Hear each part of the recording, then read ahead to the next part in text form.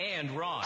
This is the Modern Eater Show. Piping hot and delicious. The Modern Eater. Food, food, food, food, food. Come and get it! And now your hosts, Greg Hollenbeck, Jay Parker, and Brian Freeman.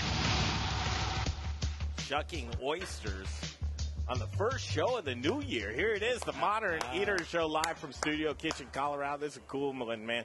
I don't know, Brian, fast or slow? What do you like? I like it fast, man. I like efficiency. Yeah. Get it done. Get it done. Sometimes you got to, Jay, what? I'm sorry, man. I told Ben, you don't have to go too fast with these opening ones. I just want to get a video of it. Yeah, and it's like the music's barely over. He's like, all right, what's next? When you're an oyster shucking champion, you can't go slow anymore, can you? Ben Wolven, how are you doing from Morin on the show with us tonight? Happy New Year. Happy New Year, lads. Yeah, lads. Yeah, why not? I like that.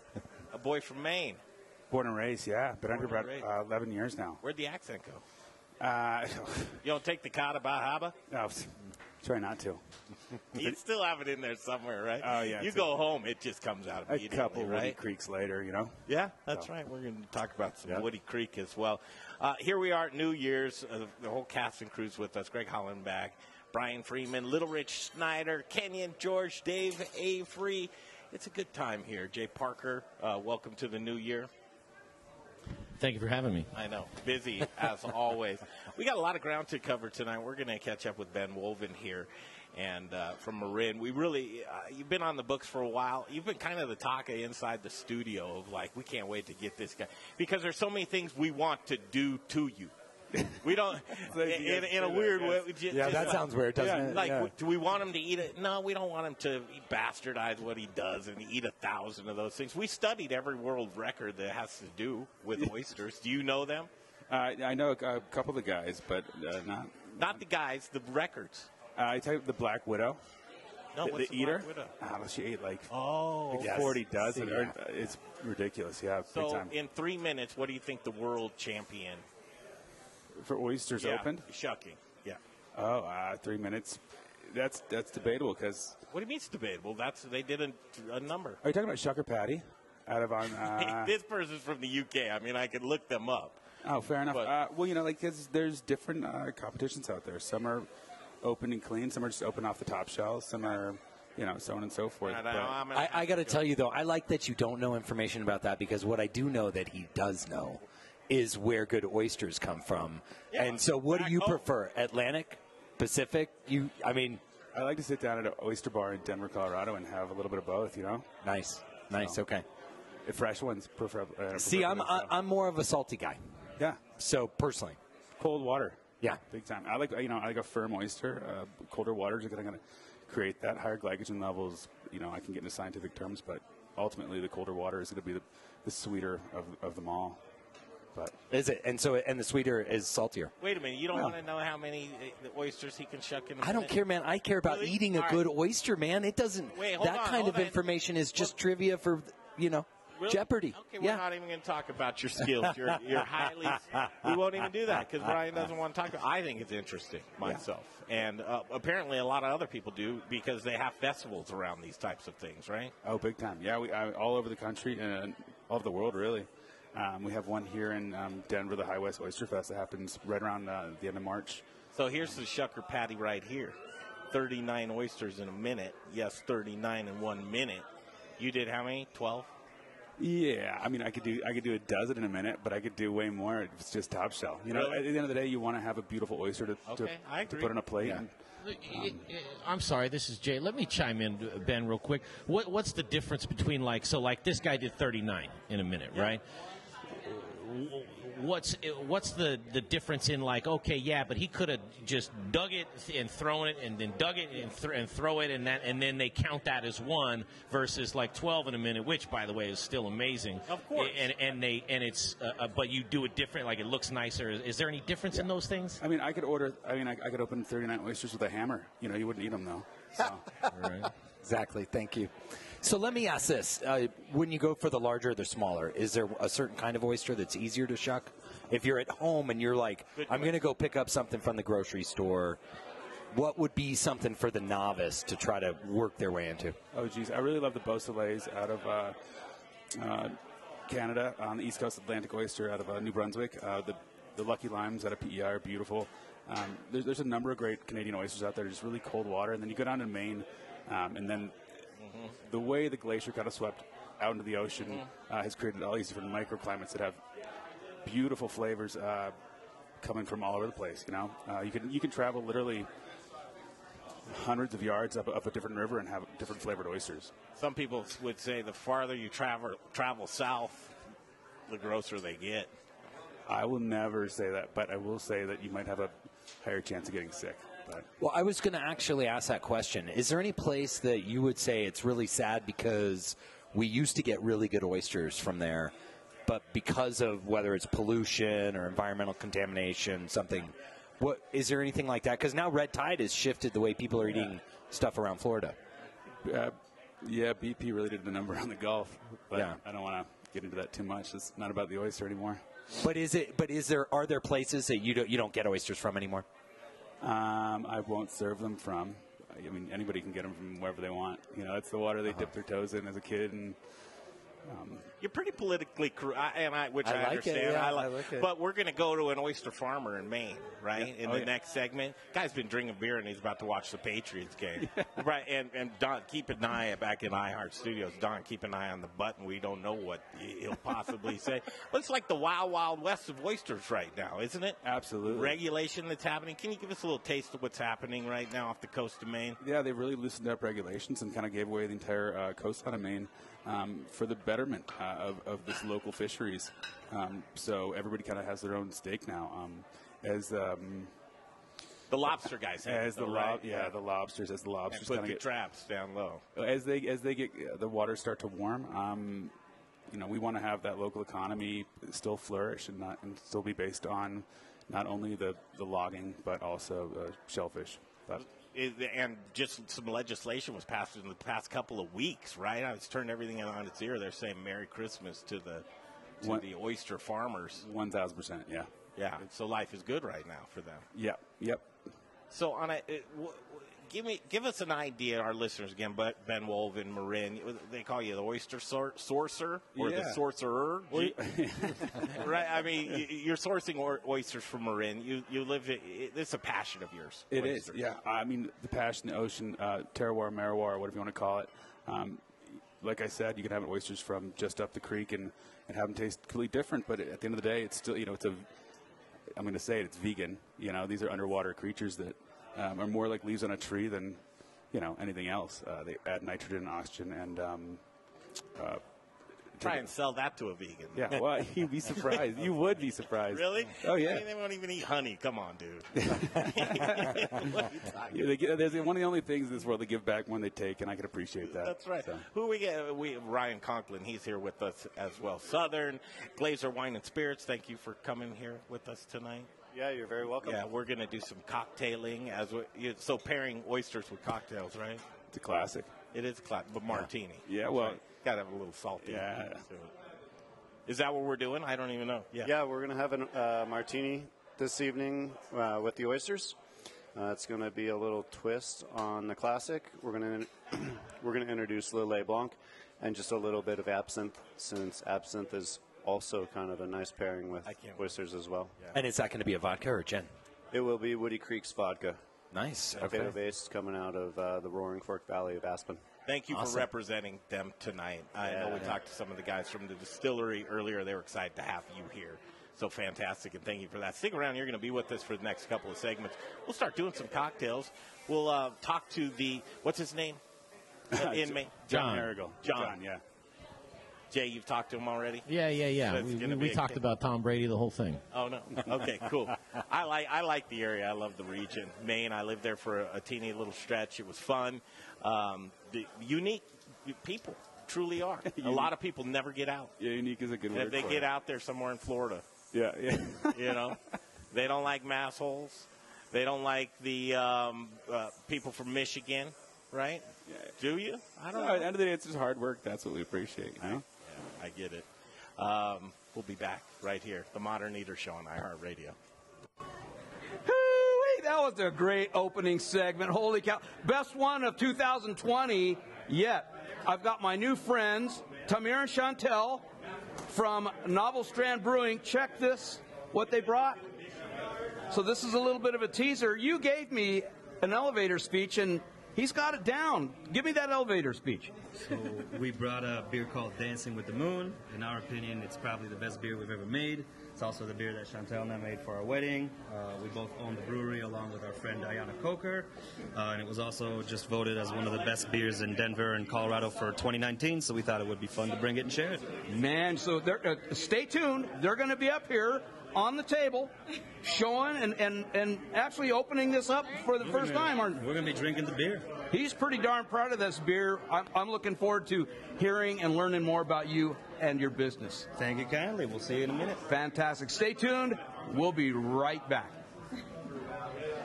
School of Business at Arizona State University offered 100% online. Text test to 79645.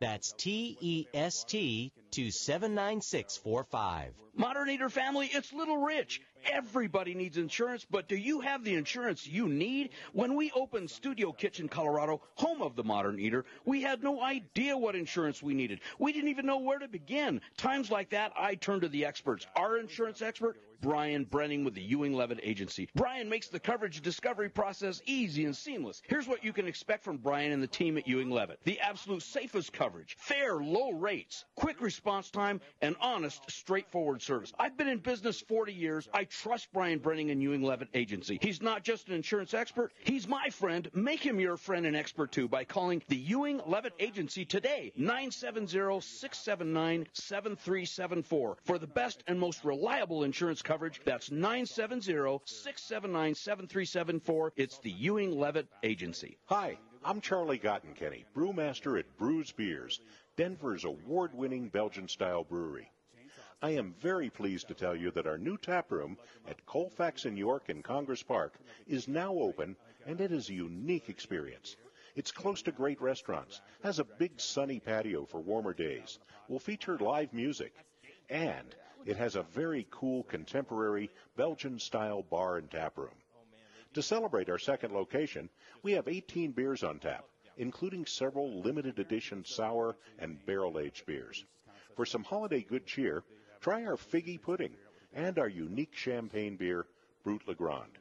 Check it all out on our website, brewsbeers.com. John is ready to go on the phone. RUZ at 67th and Pecos and Yep, you're welcome. Congress Park at Colfax in York.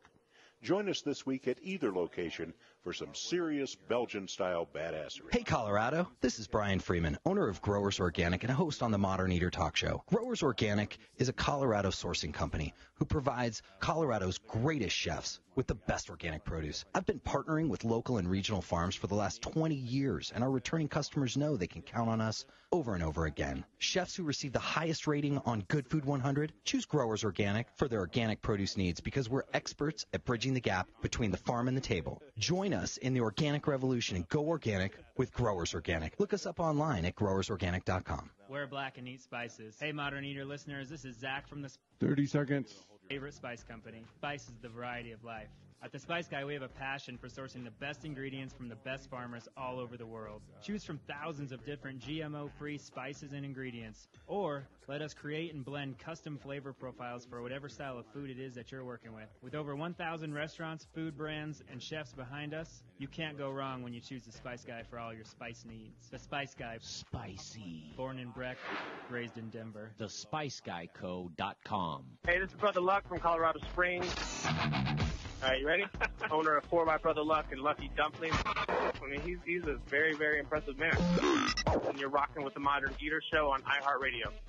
Okay, back to StudioKitchen.com. Full value. The Modern Eater website is so cool. Man, Brian, I was just on there today looking around. Jay's doing a great job. Last week, the TME crew can actually cook. We cooked in the kitchen last week, and we looked I saw that. back Yep. at 2019. I saw a little of our video. It was a cool 2019, and all of the videos. Each week's show is on the website, themoderneater.com. It's your one-stop shop. And while you're there, why not peek in on the list or watch the show live? Yeah, on our because we've got it on the YouTube channel now, which is super cool. Sign up for that as a subscription. Well, we're everywhere, but just go to the Modern Eater. Yeah, go to the Modern Eater Show, and you can sign up for the YouTube directly for them there. Streaming is currently offline. Just as I say that, I seriously go to the website, and I'm promoting that, we're live on. We're live. It's not there. I'll fix it during the next break when, we'll continue in the kitchen. You should fix it, because I'm drooling over these oysters, As much as you didn't want to, and again, we're talking to Ben Wolven, Yes. Morin, about oysters. And I know you love oysters, Brian, and you wanted to flex your oyster knowledge. I don't know much about oysters. I know what the ones that I think are delicious. Do you like salty or like salty. watery? Yeah. More that'd be the West Coast, right? Yeah. But go ahead. It depends on where they're coming from, but also like how far up the inlet. There's so many different factors that kind of align with that. Sometimes you get salt on the beginning with an East Coast oyster and salt on the end with a West Coast oyster. Oh, we are. I'm sorry. I was wrong. We are streaming. There we are. There, you're looking great, Brian. So, themoderneater.com. You can watch this. In the meantime, in between time, let's head on up to Maine right now. I believe a friend of yours and a partner. Yeah, John. It's not crime these days. It's actually, this is good stuff. Good stuff's going on in John Harrigill, right? Yeah, that's the one. John. Hello. How are you? John, you there? Hey, bud. What are you guys up to? Nothing. Doing a live show, talking to you, Not watching the Patriots game. Don't tell the score either. It's almost game time, but oysters are high on the list of awesomeness, too. Well, I'm glad we could pull you away. We have a friend of yours, Ben Wolven, here with us, and he's actually shucking. Are these oysters from his farm now? How cool would that be? No, these aren't actually from his farm, but he does send these out to me just slightly off, and also good friends of John and myself now these days. We have Love Point oysters, we have the Aphrodite oysters, which are pretty beautiful. You guys want to try a couple? Oh, yes, please. Yeah, absolutely. Here. Now, while we're trying these, right, and thank you for opening them up for us, we've got John on the line. We wouldn't do justice in a great interview with him. I know I could throw him a few questions. But, Ben, put on your interview hat and just get the best out of John for us fair right enough. now. Hey, John, what do you do?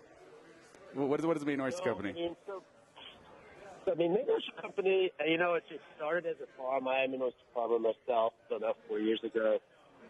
Started a little that boutique farm that we produce 20 to 40,000 oysters a year. But the farm kind of turned into doing events, and then it kind of turned into getting an oyster bar, and now it's kind of turned into really, I love building community. I love experiences, and the oyster and just the state of Maine are just two really phenomenal things. So I'm kind of just trying to bring the oyster in the state of Maine to the world with a really genuine goal of trying to keep prices higher for the farmers and the sustainable industry here in Maine, and just kind of have a good time and a fun time throughout it. Meeting people like that or anyone in the industry, just got a real passion for this whole situation.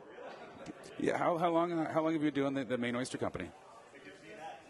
So we officially opened a restaurant about a year and a half ago, and the farm started up 3 to 4 years old. So pretty new. Things have really ramped up in the last, I would say, year or so. I'm looking at the website here, guys. John on the phone with us from Maine. Where exactly are you in Maine? So as I speak to you now, I'm actually in Bath, Maine, which is in between Pittsburgh, where our farm is, and then Portland, where our restaurant is. So you could call it kind of like Greater Portland, Mid-Coast, Maine. So these oysters that we're shucking right now are not actually John's oysters, but John does have an oyster farm just up in Pittsburgh. You want to talk a little about Base Camp and what you got going on down there? Yeah, so Base Camp is, it's like summer my entire life in Maine, and it's kind of like your quintessential little classic fishing village where I kind of grew up, and now we have this just really sweet property on the coast that was going to be a restaurant that now we've kind of converted to almost like the clubhouse, and that's Base Camp for ultimately started to do farm tours and doing just some oyster retreats where people would come stay, kind of just like fully immersed in the kind of the way of Maine and the way of the oyster farmer. It's really just kind of a special property on the coast of Maine. It's really unique, really awesome. No, that's cool. I did, John, this is Greg. I did some time in Maine. I actually lived in a place called Gray, Maine, which I'm sure you're familiar with, near Wyndham. And then, my old man, he had a place also in Cape Elizabeth. So I'd go down to Cape Elizabeth, hang out down there a little bit. I love the area. One of the things that's very obvious is the climate gets really cold and dark early. I mean, just so dark, so early, and so cold that some of the months are, as you would say in Maine, wicked hard to get through. Oh, yes, sir. But, listening to you and hearing you talk, you have a great passion for what you do. And I heard you say just have a good time and be happy doing this. How do you keep that demeanor throughout the years, especially when you're just freezing your toes off? What was that last part? Sorry, my phone. Warm boots. What was that? Warm boots, yeah. Warm boots is the answer to what I had to say there. No, it's cool what you're doing here. We're looking at your website. Hopefully I'm on the right one right here. Is this the website? Yeah, that's the one. And if you go there, the Maine Oyster Company / my last name, Wolven, you can receive, I think it's 10% off your order. Look at you, Wolven. Yeah, big time. You snuck that in there. A little product, a little shout out. I like that a lot. But that's it's what I'm trying to do, though. It's out to the consumer. I mean, we have a lot of supply coming online. So. Your partnerships seem to be pretty deep here. Farm to Slurp certified oysters, and it looks like you're working with, I don't know, a couple dozen different farms in order to source here. Yeah, no, we just had when Ben actually came out, and we had this is the second year Maine Oyster Fest. We had 32 farms came to it, and it's just really pretty cool to see. I mean, so we source from all of them as much as we can and try to be as fair as possible. But it's kind of like an explosion. It's really neat, and everyone kind of got into the whole industry. Really, not for the money. It's really for a passion for the ocean, a passion for Maine, a passion for the environment. It's a pretty cool space to be kind of in, and then to really start bringing it to places like Colorado is just. I mean, it's really, really special to see. I hear you're gonna, John. I hear you're gonna be out here in a month or so to come see what we're doing out here and where these the end result of where the oysters go. Yes, that is going to happen. We need to nail down a date. But, yes. Yeah, get in here. We bring in Boom Shakalaka to Denver. So everybody's kind of doing a little dance there in Maine, but the lobster farmers, the deregulation of using some of the government's land has really kind of turned things on its ear there. What's the word on the street there? So you may know more than me on that, honestly. I didn't know they had deregulated the industry. I think the industry has been really, really strong, and I think continues to be strong. And it's been neat to see. I mean, so it's not just the oyster aquaculture, let's say, and it's really starting to grow, which you grow in the winter. Some lobster now have been starting to do seaweeding in the winter, and then the lobster in the summer. And the whole industry, it's kind of a hedge on the lobster industry, as I think the lobsters, who knows what's going to happen with the whole world, but if the lobsters go away from Maine, these different products like oysters, scallops, seaweed, mussels, it'd really be a saving grace for our economy, for the working waterfront. I mean, there's such a special way of life here. I think that's what kind of people gravitate to Maine.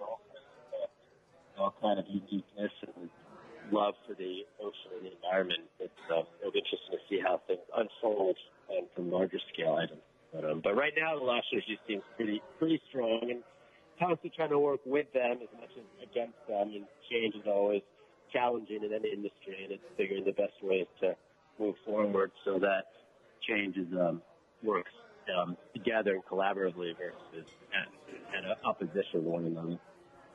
Hey, John, this is Brian. What is your largest harvest ever been? So my personal harvest for my farm? Yeah. So it's that's the goal for 2020 to try to get a little better on how much I'm really harvesting.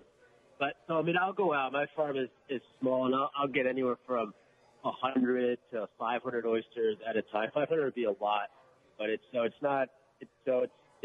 not a large harvest. My personal farm, and I really absorb my oysters into a restaurant and then to ship out to different places. And John, is that a daily harvest or is that a weekly? What's the frequency of that?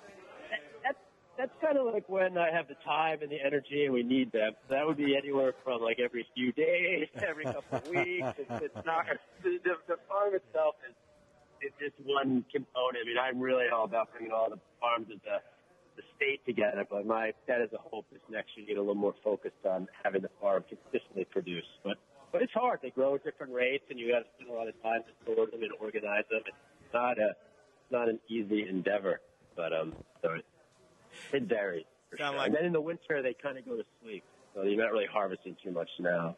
My farm, anyway. What John's done a really incredible job doing is bringing all the main oyster companies, the main oyster growers together. Saw that, yeah. And getting that out to the mass public because, without that, a lot of people wouldn't be able to reach the different demographics, but different markets all across the country. You're like the Jimmy Hoffa of oysters over there.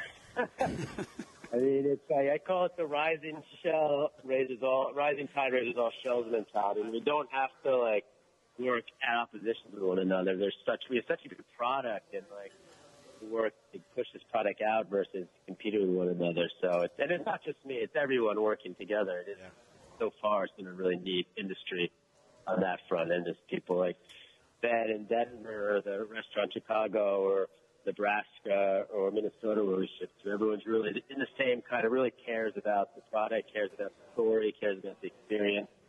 So it's not, I mean, you need economics to sustain it, but that's not the reason I'm doing it or any of these really farms are doing it by and large. Hey, John, thank you for your time, man. Keep beating the drum. It sounds like you're a great guy. I hope when you're in town we can come over here and meet us or we can have some dinner at Morin or something like that. Brady's had too many Super Bowls, so I'm just going to leave that there. Come on, you don't need to be greedy. Let's just keep it on oysters, okay? That's right. Hey, John, it's Jay. I spoke to you on the phone yesterday about today. Before you go, man, I just wanted to tell you one thing. Go Pats. No. Hey, I already told him that's coming from a guy who doesn't care, But in the world of not caring, I'm with John tonight. I know, football. You can have it this year, man. Broncos will be back next year for you. Thank you, guys. No, I mean, thanks, Ben. Ben's the reason that this is happening. It's not me. It's Ben, and it's actually another farmer who connected Ben and I. So that's really the working together, collaboration. Well, I'll tell you what, man, turn that Patriots game off. Just head on over to themoderneater.com on your smart TV and watch the remainder of the show.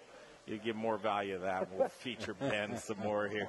Thanks, John. There's John. We're going to take a break here. It's past 6:30 on 630 KHOW, iHeartRadio station. We're going to continue. Again, Ben Wolven here with us from Morin. Now we are going to get into seeing those beautiful hands go quick, man. That's right. That's it. I don't even want to try because I am accident prone, man. And I'll do whatever you did to your wrist there. I don't know if that was just a stair climbing injury. Okay, and then we'll make the cocktail, too, with Ryan Conklin when we get back right here on the Modern Eater Show on iHeartRadio. Okay, I got my new friend Landon Harmon from Bearded Man Coffee over here. That's some coffee, baby. That's the coffee right there, man. Absolutely. And so you're going to be on a little bit later. Tell us what you brought. Well, I actually brought a couple things tonight, but tonight in my hand is one of our best sellers, which is our bourbon infused Brazilian bean coffee. It's called the Moonshiner. It's no alcohol, so it's safe for all ages. But okay, but even without the alcohol, is that going to stunt my growth? I think you're a lost cause on that one, buddy. I think it's a little late for me. I think it's a little late. It'll help you with your beard, though. If you want to, that's how I got my beard growing so long. I know, and obviously a ZZ Top fan, too. ZZ Top fan, absolutely.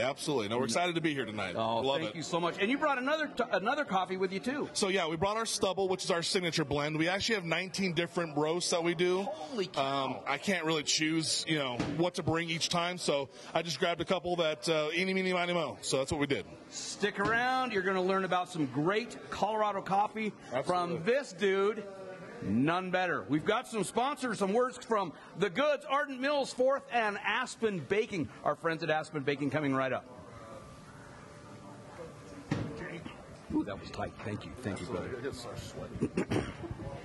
local restaurant that I believe in. I believe in the Goods restaurant on Colfax and Mark Whistler. The Goods is a community restaurant and bar with a menu focusing on vegan, vegetarian, gluten-free, and keto options. Comfort food lovers, try the best burger on planet Earth. I love it. 8 ounces of grass-fed beef and never, ever any hormones, antibiotics, or steroids. The Goods is truly a cultural melting pot, a family restaurant open to all. Their bar program is amazing. Saddle up at their long, luxurious bar, have a nice craft beer or a cocktail. Like their Facebook page and stay up on amazing events and specials going on throughout the week. Located on East Colfax, directly connected to the Tattered Cover Bookstore, across from East High School with free parking in a garage in back. Look them up online, thegoodsrestaurant.com. I'll see you at the Goods. Want to bake the best? Bake with the best. Little Rich here from Raquelitas Tortillas and the Modern Eater. Our wraps fold cold and don't break open, yet they're soft and delicious. What's my secret? Ardent Mills. Organic, ancient, and heirloom grains like quinoa, spelt, and more. Locally headquartered in Denver, Colorado, Ardent Mills provides the industry's broadest range of traditional 1 minute till I read. whole grains, customized blends, and specialty products dedicated to providing the culinary industry with the next grains and unique plant-based ingredients. I love Ardent Mills, and I know you will too. To bake the best, you must use the best. Learn more at ardentmills.com. Taxes, payroll, and workman's comp. Ugh. If you're a business owner, I bet hearing me say those dirty words made you cringe. Hi, I'm Rebecca Berry with Forth, and I know growing and managing a business can seem overwhelming and just daunting at times. But at Forth, we've got you covered. Forth knows you want to take your business to the next level. Forth was 30 seconds till I read. will allow you to free up your time and resources to do what you do best, grow and manage your business. Call me. Let's talk about how I can help. 720-436-8047. That's 720-436-8047. Rebecca with Forth. Hey, brewery and like restaurant a owners, reward listen to you? up. Do you want to save 10 to 20% on your natural gas? 15 seconds. You do. Saving money is making money. Your savings is just a phone call away. Call Brian Rizzuto now, 720-247-771. 5 seconds. 720-245-71. You got live read. It's on Core Energy. All right, back to the show in just a second. But before we do that, it's time to talk bread, and specifically Aspen Baking Company here local. How's your Aspen? Hashtag, that's what they use. And they're doing hoagies, focaccias, ciabattas, baguettes, croissants, bear claws, lobster rolls, pound cakes, coffee cakes, and more. Just go to aspenbaking.com for all the good stuff. But they don't have the bad stuff like preservatives and artificial coloring and chemicals in any of their breads. Brian Freeman, you love bread? I love bread, and I love their box lunch. There you go. Catering. They do catering with delicious Rome sausage, too. So AspenBaking.com is where you want to go for the freshest bread in town, local, made right, no preservatives. I'm going to say the website again, and then we're going right back into some shucking with Ben Wolven from Morin. So it's AspenBaking.com. Hi, Michael Myers from Distillery 291. I'll say whatever you want me to say. That'll get me in trouble. Write it like you stole it, drink it like you own it. You're listening to The Modern Eater on iHeartRadio. Thank you very much, Michael Myers. This segment brought to you by Hot Schedules by Forth. And you just heard the ad for the payroll services. Sitting down with Rebecca Berry, let me tell you, if you give her an opportunity of how she can get your business from being kind of, you put together 4 or 5 different locations, restaurants, and now you got to legitimize. Now you got to get everything streamlined. Forth can help you do that. She'll educate you, that's for sure. Oh, I know she will. Back to the show right now, and Ben Wolven from Morin, and then we also have a new friend here, Ryan Conklin. And I said, Brian, I got to have you back, man. You're so much. I feel terrible that, here you are with all these skills and great looks that we're just using you as a prop here.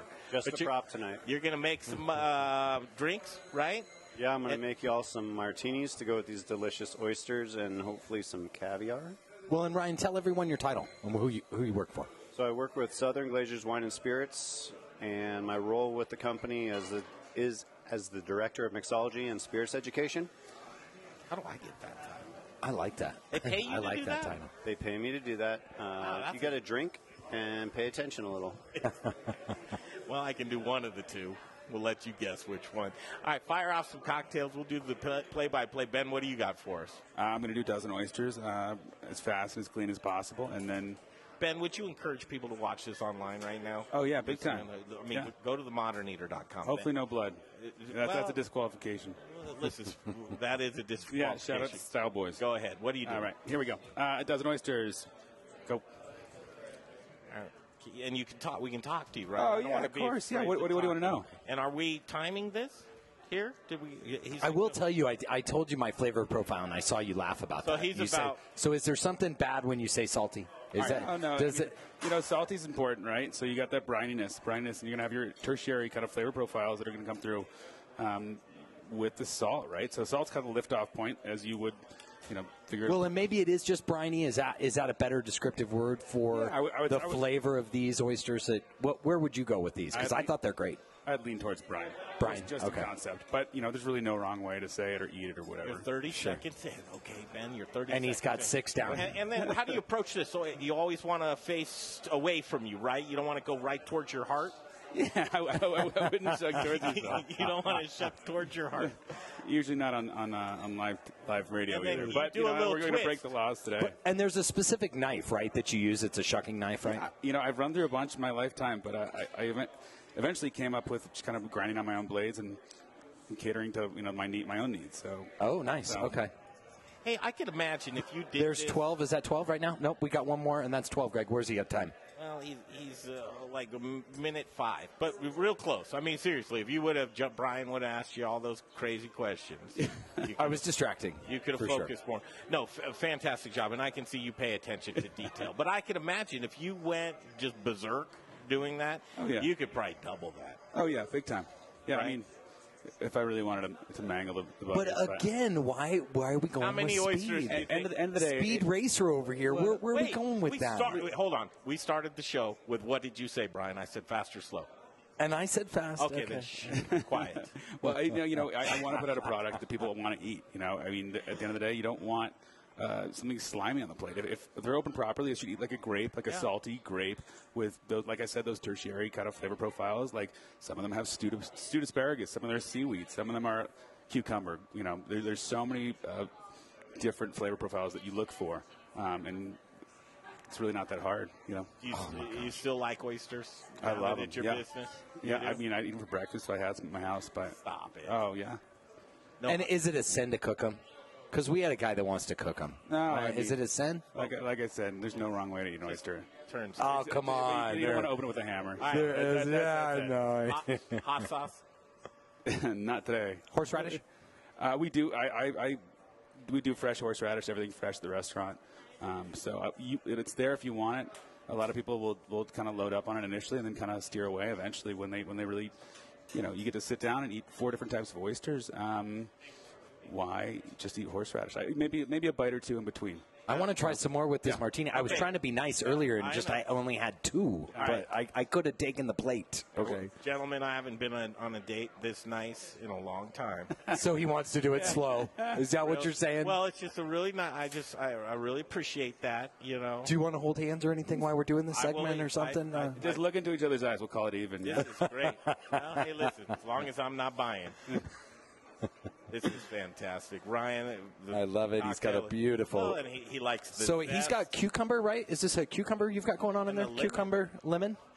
Yeah, so what we've done here is we've taken the standard kind of classic vodka martini, 2 ounces of Woody Creek's potato vodka. It's got a beautiful, rich, full-bodied flavor. A little bit of Lillet, which is going to be Semillon grape coming from the left bank Pont de Sac region of France, and then pair that with just a little bit of Pernod absinthe to kind of tie in some of those vegetal, fresh, and herbaceous characteristics that will be coming across from the oyster. And then garnishing that with a little bit of the fresh cucumber and then that bright lemon twist. The vegetal. Very, very tasty. That is way, way different. Well, it's good. To me, I had to reel it in a little bit because there was a lot going on in there. Well, the truth is that the star of the show should be the oyster. So as though the martini does have a big, bold flavor, the saltiness, the brininess, the oceanic impact from the oyster should be creating a third or tertiary flavor with the martini itself. It should be kind of the child that comes from the marriage of the oyster He and the martini. stopped me because I was going to say everything that he just said there. No. Yeah. Well said there. We do have to break off, but let's do it exactly the way Ryan says. We'll eat oysters like a sewer. I love it. And you made a specific oyster here, Ben, with a little bit of caviar. And what is This is just your standard Russian oyster, but this is with the black river caviar out of Uruguay, and it's just these are banging. Yeah, nice, 100%. All right, So if I'm excited. Ryan, go ahead. So if I'm doing this, I'm eating the oyster.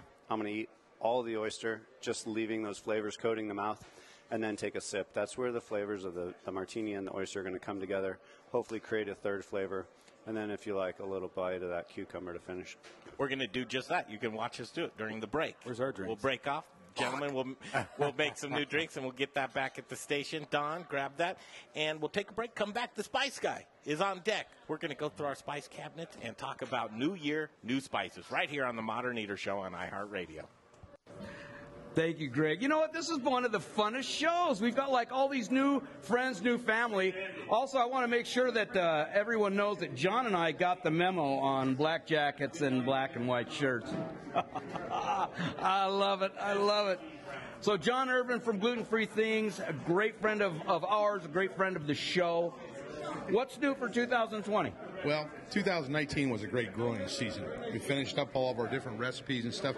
So this year what we're going to do is we're going to start doing a lot of videos and that kind of good stuff with respect to our different flours, what you can make with our baking mix, our all-purpose flour, our waffle mix. We're going to add on one more flour mix.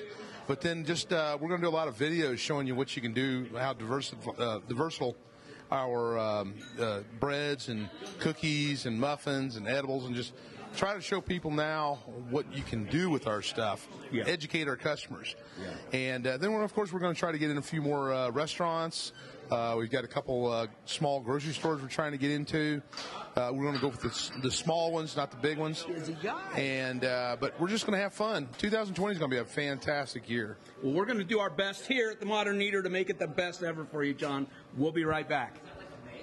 Sensitive to gluten? Or maybe you're a gluten-free lifestyler? Is your menu limited because you've eliminated gluten from your diet? Are you missing the taste of foods that traditionally contain gluten? What if I told you that you can add breads, pizzas, muffins, cakes, cookies, waffles, croissants, English muffins, the list goes on, right back to your menu? Gluten-Free Things is a local gluten-free and vegan bakery that reintroduces you to the foods you love. Owner John Irvin believes gluten-free shouldn't taste like the box that it's packaged in. Trust me when I tell you, the products from his bakery in Arvada are fresh, flavorful, and masterly crafted, leaving you with a product that tastes like the real thing. Simply delicious. The bakery is located in Arvada on 64th and Sims across the street from Arvada West High School. Check out their website at glutenfreethings.com.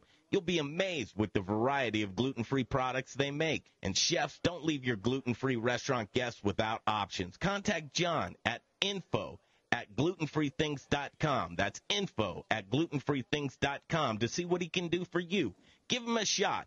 11651 West 64th Avenue in Arvada. It's Gluten-Free Things. Hey, chef friends, it's Little Rich here from Raquelitas Tortillas. Raquelitas, known for hyper-local, innovative, and healthy tortillas and chips, served by Colorado's top chefs, and that's why we only use Colorado Mills sunflower oil. If you, too, want to serve the healthiest, most vibrant-tasting foods, you must use Colorado Mills. Colorado Mills is hyper-local, Colorado-grown, cold-pressed in Lamar, Colorado. Whether you bake, fry, or saute, get your Colorado Mills today. Available through Shamrock, Growers Organic, and Dawn Foods. For the best oil in the business, use Colorado Mills. Hey, it's Chef Elan Wenzel, owner of Element Knife Company. If you cook, then you'll know the importance of a quality knife and proper care. My training in Japan exposed me to exceptional cutlery. That's why I am so excited to offer you the knives I fell in love with. Element Knife Company is chef-driven, and my goal is to support and educate. Get at me for a knife clinic or conversation. Find me at elementknife.com or by simply calling 303-460-4628. For the best knives in your kitchen, think Element Knife Company. Listen up, barbecue lovers. Greg Hollenbach here for Proud Souls Barbecue and Provisions.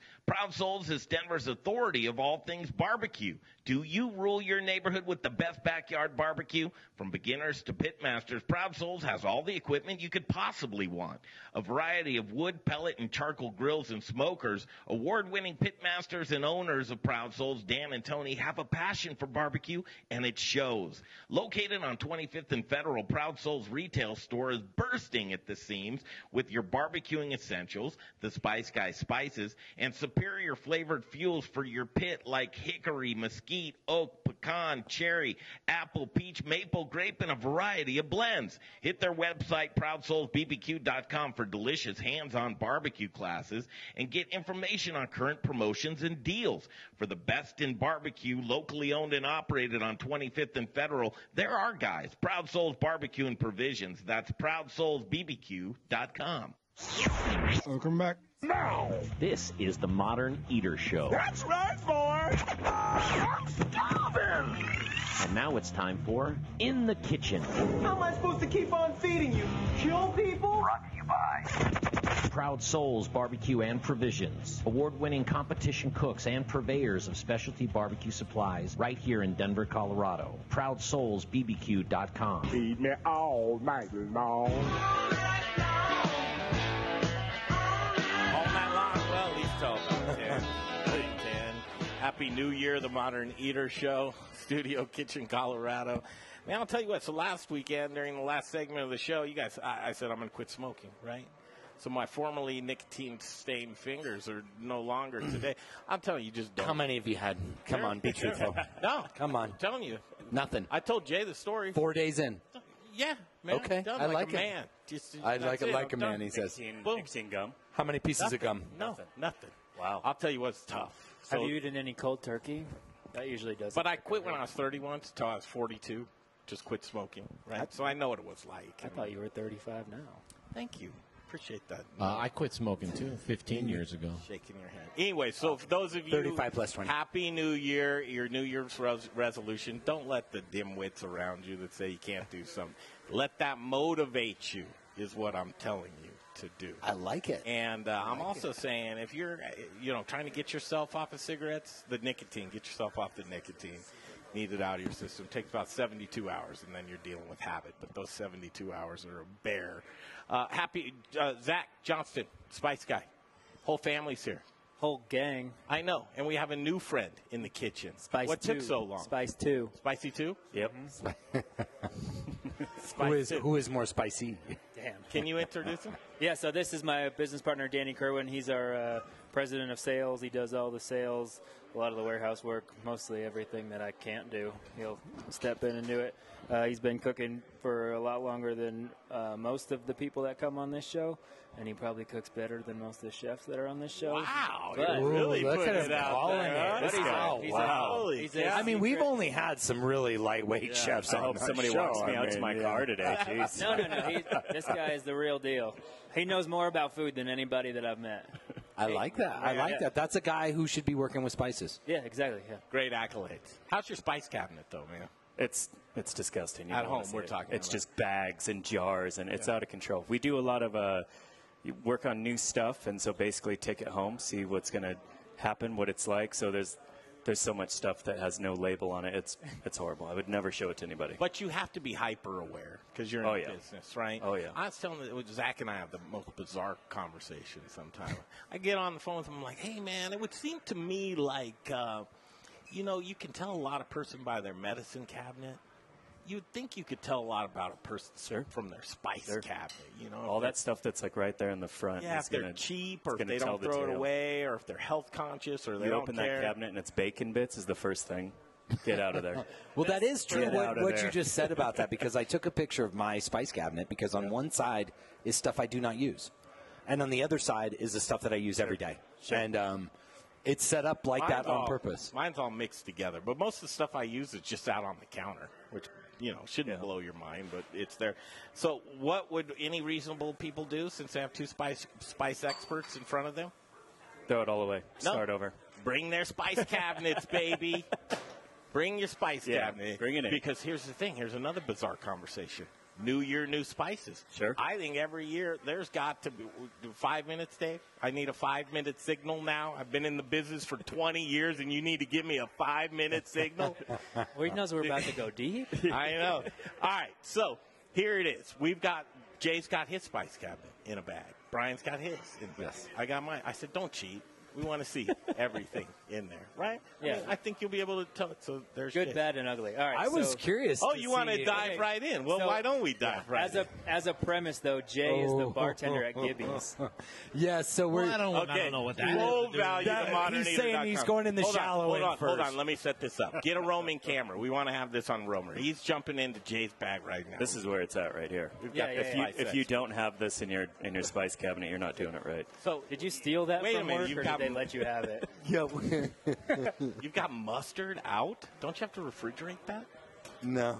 No, you're good.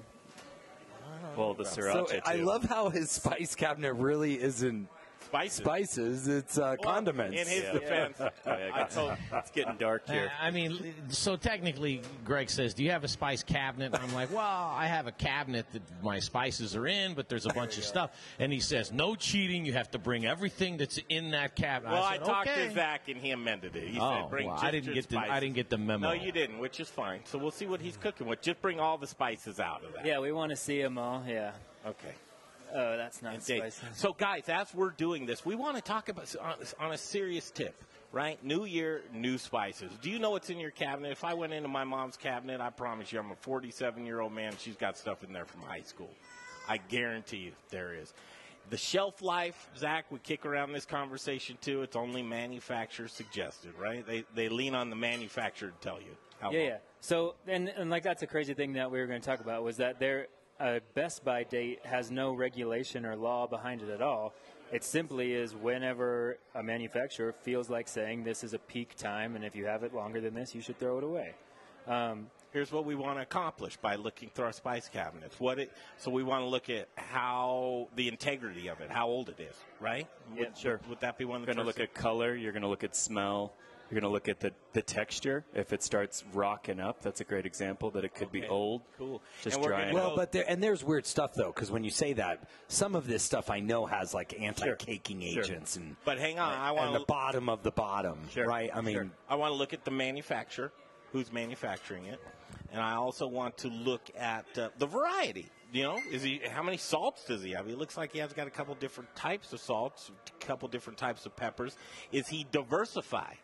Jay's really not diverse. I know he's so. Let's hang on to Jay's. We're going to do all of ours into the next segment. Today, you brought some food and cooked up some food because we wanted to have the basics of 4 different types of protein, right? Yeah, we wanted to cover like our 4 most popular retail spices and kind of what we developed them for in the first place. So we started off doing tacos, and we did our fajita on there. Hang on, I want it. So we're going to do pork, okay. we're going to do beef, we're going to do chicken, and we're going to do. Did you bring fish? We did a veg. You did, and a veg. Okay, perfect. So with 30 seconds left, we got a lot of ground to cover. The Spice Guys here with us. The Spice Guys are here with us, which is really cool. We're going to do 2 more segments. We're going to look through my spice cabinet, Brian's spice cabinet. We've got Jay's laid out here. The Spice Guys are going to clear us out. They're going to show us what we need for the new year, and they're going to talk to us about spices. This is fun stuff to me, but I geek out on it. Okay, second hour continues right here from Studio Kitchen, Colorado on the Modern Eater Show. Woo, we are cutting. You know, I got to tell you, when you talk about old spices, I've got spices at my home. I swear to God, they were brought over on the Nina, the Pinta, and the Santa Maria from the original trade spice. I got some old stuff at home, but I don't cook.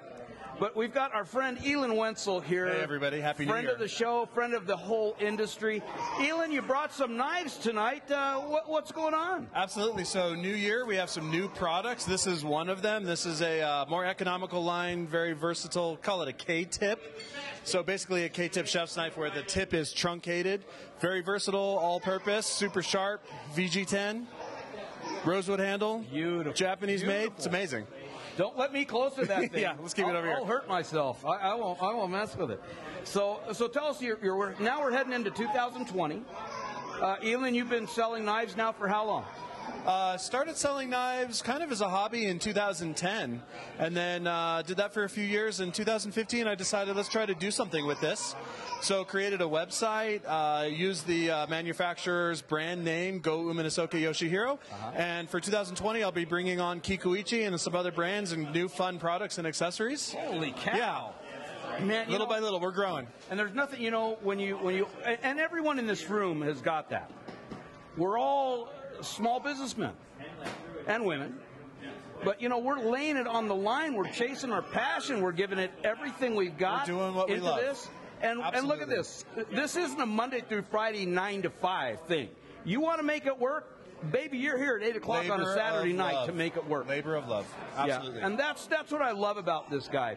Elan, you've been here every time we need a favor of you. You've given us above and beyond and helped us so much. Support and education. We got to be nice to the people in our industry, and if we have the opportunity, let's do it. Let's give back. That's right. No, it's amazing. So now tell us a little bit of your backstory and how do you know so much about knives? How did you learn that? Man, when I fell into culinary school, it was a love affair with knives. I was always on the hunt for a bigger, better knife. Fell into sushi, totally brand new love affair with knives because of the Japanese cutlery. And from there, always on the pursuit. And then I ended up training sushi in Japan, and that solidified in my mind I wanted to go in that direction. So that was 2004, and I was exposed to an array of tools, and I stuck with it, all in from that point. And when I had the opportunity to start selling knives, all about teaching myself how to sharpen, and then I found myself in the position to give back and educate, and I really believe that's part of the answer.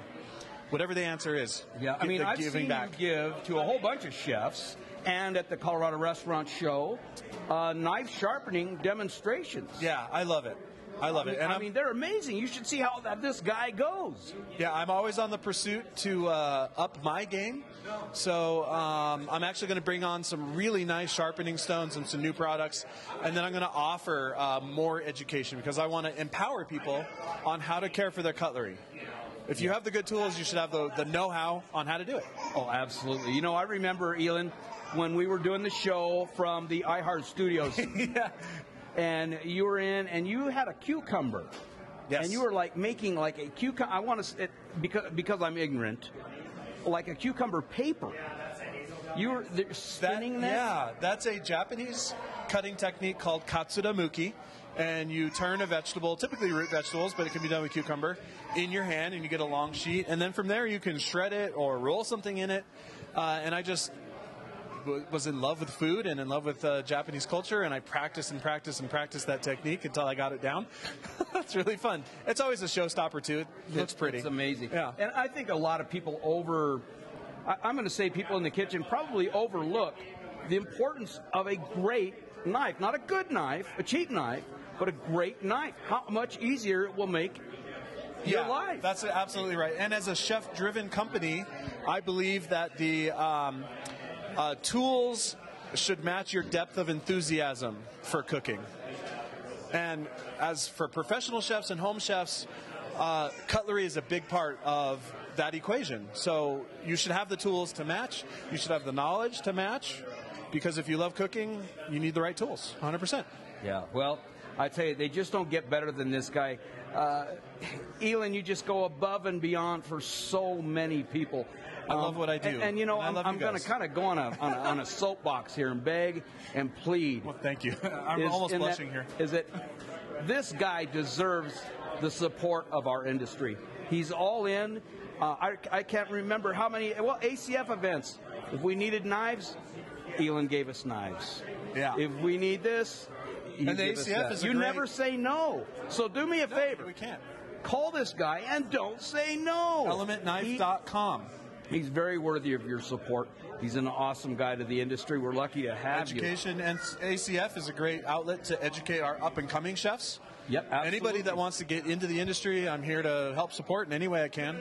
Well, I know we've got viewers that are getting ready for a Pro Start, which is the Colorado Restaurant Foundation, the culinary program for high school students. That's right. And if you're an instructor, if you're in charge of one of the schools, this is a guy you should call and have him come talk to your students. they'll get a wealth of information that they would not even know. And that if they want to be the best, this is who they've got to start working 20 with. years experience. I've been in the industry, and I love to give back. So let's do it. Yeah, it's awesome. I mean, you gave us the San Pasquale doll. Oh yeah, and the patron saint of cooks and kitchens. Well, it's the patron saint of this kitchen. I'm going to tell you one time when you brought this in on our first night, but I remember one night it was not here, and the wheels came off the bus. It was horrible. And so ever since then, it's funny when we come in and we're setting up to do the show on Saturday.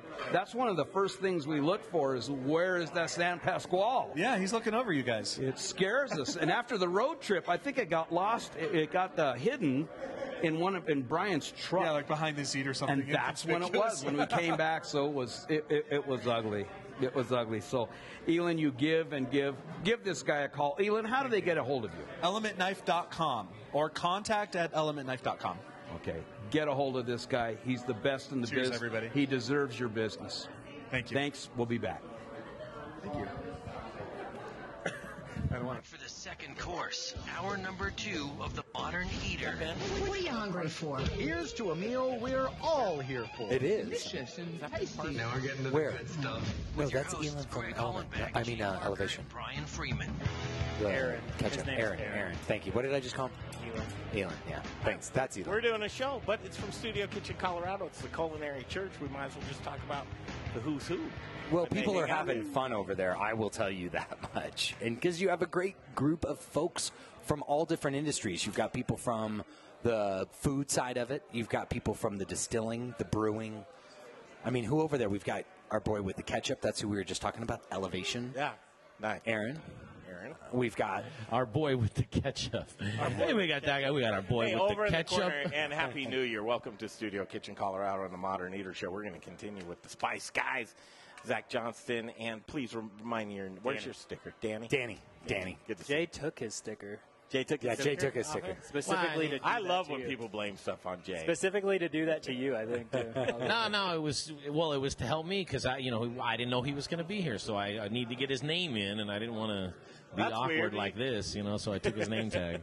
Elan gave us all very special guys with a note. Greg, thank you for all the support in 2019. Please accept this small token of my appreciation.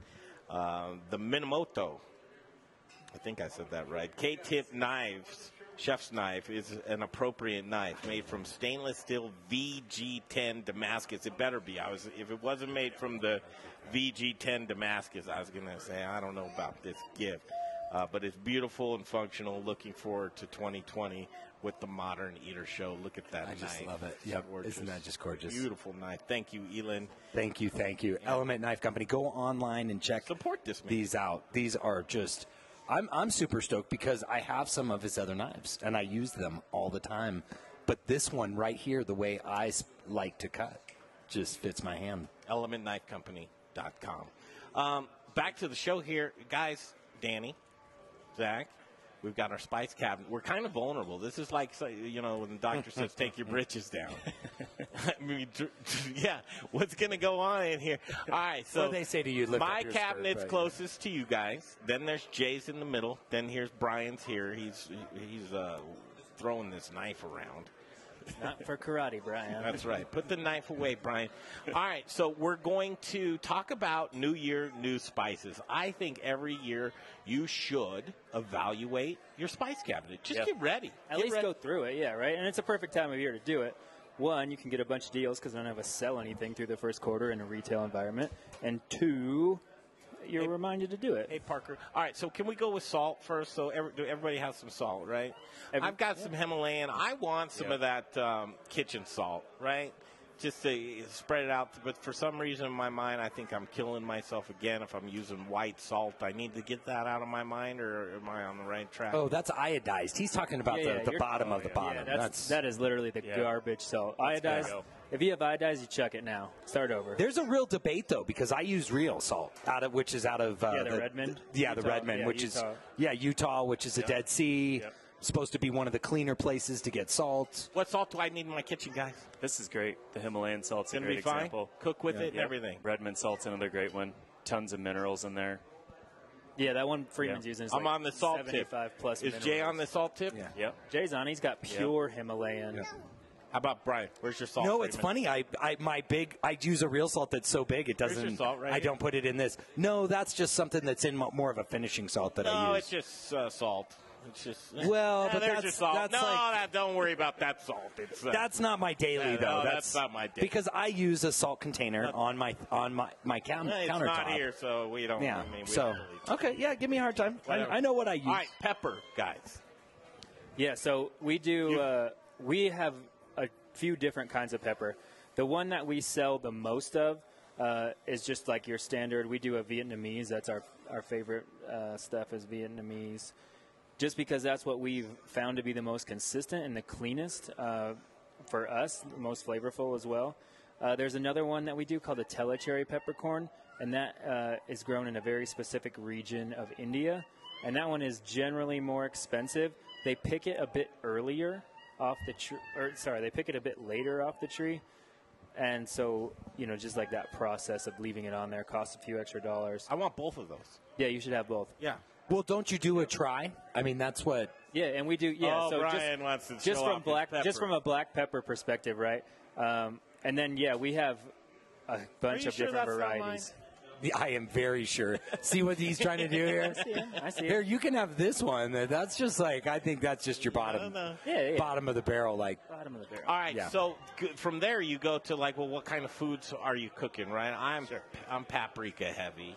Cool. Right? Cool? Yeah. Paprika you want to get as fresh as you can, right? It's a chili that's dried out. Talk to me. So the fruitiness of it, you're going to get it if it's available to you as soon as possible. The older it gets, there was one I saw in one of these that was like really color losing its brown. color. Yeah, it's a great example. It's just old. It's out of its prime at that point. It's been in the light for so long. Who's got a can? All right, let's purge. Purge. Can we purge? You can start with mine. It's closest to you. Just start throwing stuff away, but name it when you're throwing it Well, away. so you are interesting because you have basically nothing of a lot of things. And you're keeping them for some reason. Like there's at well, least here's the reason there's I three or know I four- want to Just refill empty it. bags. There's I want empty to bag. refill Yeah, those. yeah. So just do it. Okay. So what are those? So this is your Colorado red salt, which is a blend that another guy in town makes. And you have it. And Obviously, I want to get everything Spice Guy. Sure, yeah, we have.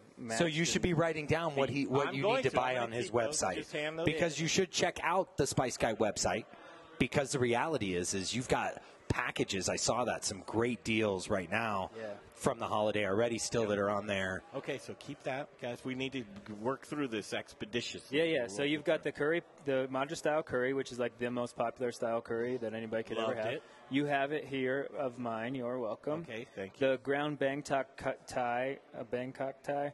We do one that we call honey Bangkok Thai. That's a lot better than this one. It's more fun. This says pork and shrimp on it.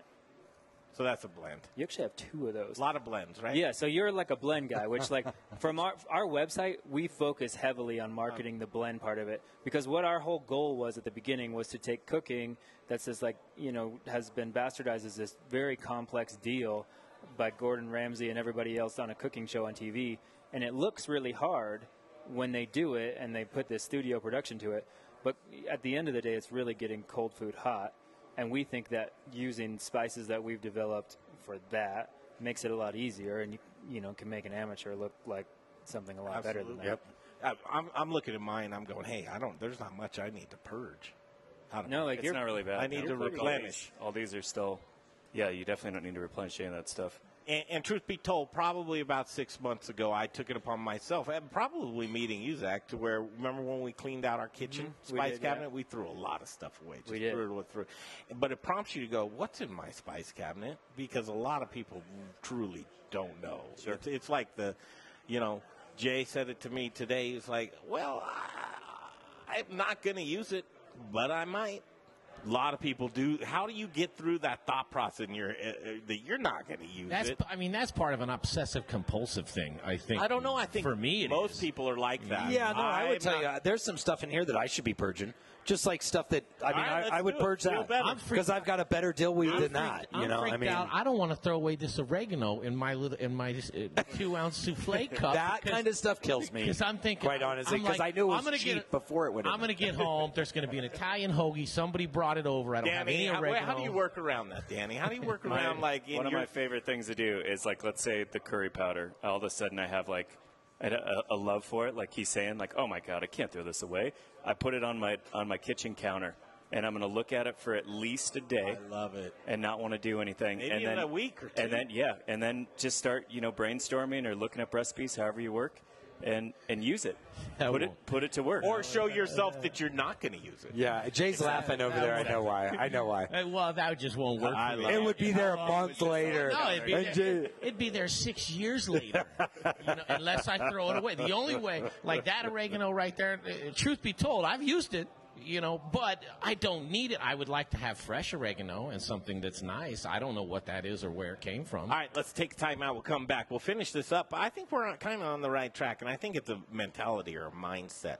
I think it's right, yeah. And I encourage you guys, you're listening and watching the show right now, to go creep into your cupboard.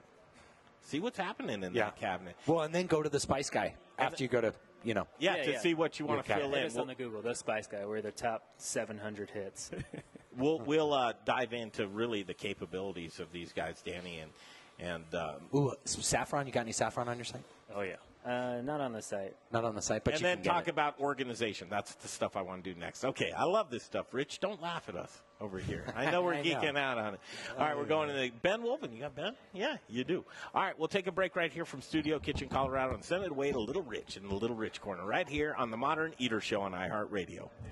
Oh, Greg, I'm laughing because the saffron. I'm like, hey, man, you want a little saffron? I got a little bit here for you. Hey, I've got Chef Ben. Shucker, yeah, but you can from the shuckingest guy in the room. Yeah, whatever's clever. From Morin, correct? Yeah, correct. Morin. And I want to say Old Watsy Supper Club. I want to say hi to Walker, Ben's son. Yeah.